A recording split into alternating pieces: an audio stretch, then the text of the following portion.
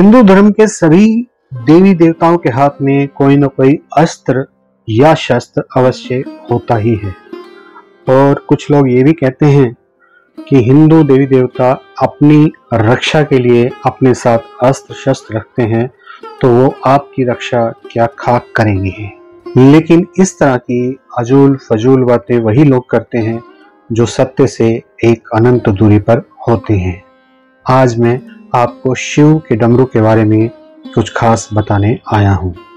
किसी भी हिंदू देवी देवता के पास अगर कोई संसारिक वस्तु रखी है तो उसका बेहद ही खास महत्व है, और वो महत्व हम मनुष्यों के लिए है।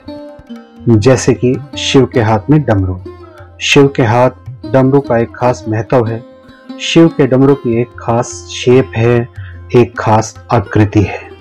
अंतरिक्ष की खोज करने वाली दुनिया की फेमस एजेंसी नासा ने अंतरिक्ष में एक नई आकृति की खोज की। नासा ने इसे क्रैब नेबुला का नाम दिया। यह आकृति भगवान शिव के डमरू की तरह थी।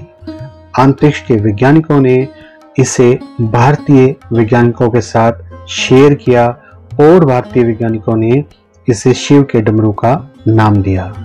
सबसे खास बात यह है कि अंतरिक्ष विज्ञान के निर्धारित नियमों पर यह प्रमाणित हो गया है कि पृथ्वी से 6500 प्रकाश वर्ष की दूरी पर स्थित क्रैब नेबुला यानी कि शिव के डमरू जैसी शेप वाली आकृति से न केवल अंतरिक्ष में ध्वनि आ रही है, बल्कि काफी कुछ नया भी उत्पन्न हो रहा है। यानी कि एक तरह से सृष्टि का सृजन हो रहा है। डमरू क्या होता है? डमरू वास्तव में एक छोटा सा संगीत वाद्य यंत्र होता है। इसमें एक दूसरे से जुड़े हुए दो छोटे शंखनुमा हिस्से होते हैं, जिनके चौड़े मुखों पर चमड़ा या खाल कसकर तनी होती है। डमरू के तंग बीच वाले भाग में एक रस्सी बंधी होती है, जिसके दूसरे अंत पर एक पत्थर या कांसे का डला बना होता है। डमरू को बीच में पकड़कर जब हम अपने हाथों से हिलाते हैं तो जो धागे हैं वो खाल पर प्रहार करते हैं और डुग डुग जैसी ध्वनि उत्पन्न होती है। तेजी से जब हम हाथ हिलाते हैं तो ध्वनि की शक्ति काफी बढ़ जाती है और ये तरह तरह की आवाजें पैदा करने लगती है।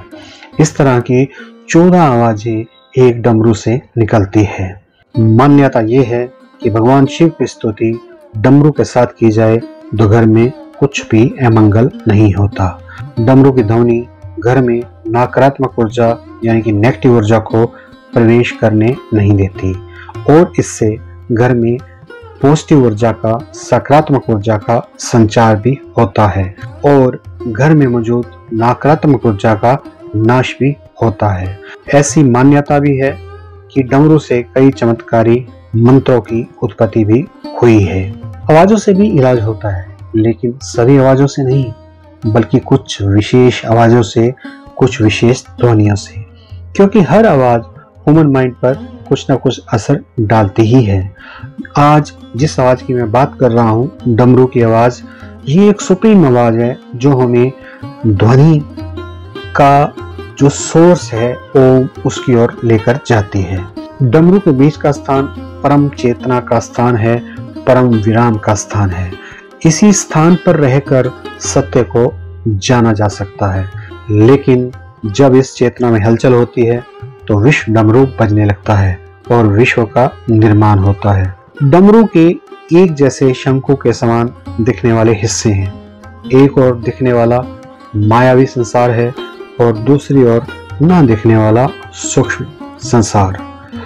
दोनों ओर ही हमारा मन है, लेकिन बीच में चेतना है, और उस चेतना की वजह से डमरू के दो शंखों के समान हिस्से हैं। हमें इस बात को समझना होगा और डमरू पे अपना ध्यान केंद्रित करना होगा, उसके मतलब को समझना होगा, तब हम शिव के डमरू की असलियत को समझ पाएंगे। बीच में जो व्यक्ति रहेगा वो मुक्त हो जाएगा, मायावी संसार की ओर जाएगा तो माया में फंस जाएगा, सूक्ष्म संसार की ओर जाएगा तो सूक्ष्म संसार में फंस जाएगा। डमरू के बीच में रहना ही ईश्वर की प्राप्ति के मार्ग में आगे बढ़ना है।